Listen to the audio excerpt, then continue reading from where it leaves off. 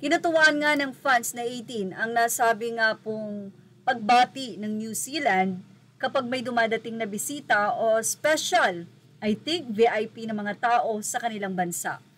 Ito ay isang traditional na pagbati na ang sinisimbolo ay unity.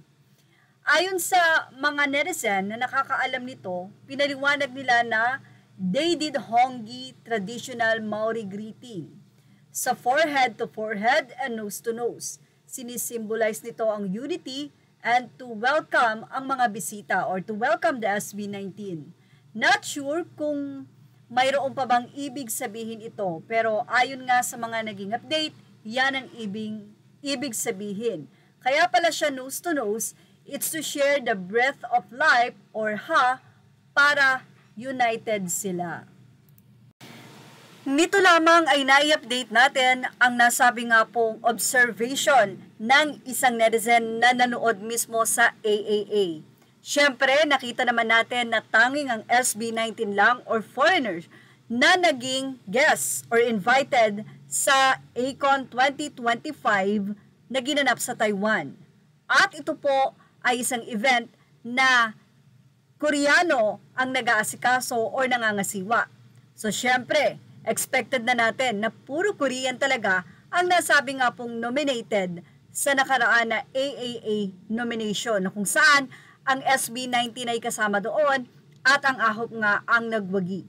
But anyway, isang netizen ang nagkaroon ng kaniyang opinion hinggil dito. Hindi na po natin babasahin, pero ayon sa nasabing netizen na ito, isa sa napansin niya sa SB19 ay ang pagiging energetic and ang kanilang boses. Wala kasing backtrack. So, ibig sabihin, talagang madidinig mo lang yung boses nila Pablo, Stel, Josh, Ken, and Justine. Yung mga second voices, ad-lib, sila-sila na lang. Kaya naman, sobrang galing talaga. At ayon sa netizen na ito, no kung saan sa Reddit po ito isa sa kilala sa buong mundo na artikulo. Ayon sa kanya, naihambing niya ang SB19 sa mga ilang mga pop, K-pop o ano man yan, pero dahil K-pop ang sikat, naihambing niya ito na may mga lip sync daw while performing live. But the singing is not live. So lip sync. Tapos, grabe daw ang mga backtrack. Anyway, may isang netizen ang nag-comment sa nasabi nga pong magandang suggestion or magandang komento na ito ng isang netizen.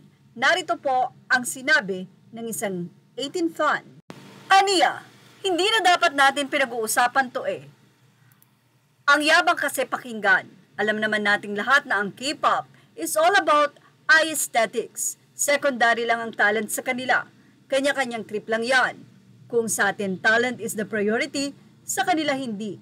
Huwag nang pansinin yung mga ganyang comments. Kaya ang daming fandom na naalibadbaran sa atin eh. Imbes na maintriga pa sila sa SB19, naiinis lang sila lalo. If we wanna welcome them, let's be better people ourselves.